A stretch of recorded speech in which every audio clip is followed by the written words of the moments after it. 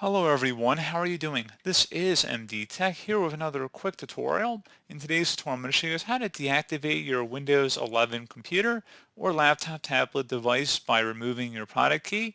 So if you want to change it out of a new product key or you're having some sort of issue and you just want to troubleshoot it, in today's tutorial, I'm going to show you guys how to remove the product key that is currently being used to activate your version of Windows.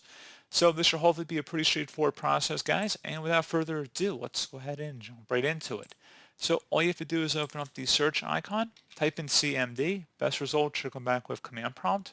Go ahead and right click on that and select run as administrator. If you receive a user account control prompt, go ahead and select yes. And now I will have a command in the description of my video, guys. I want you guys to copy it from the description. And then go up to the top bar of the command prompt window here, right click on it, select edit, and then select paste to paste it in. Hit enter on your keyboard. Give it a moment here.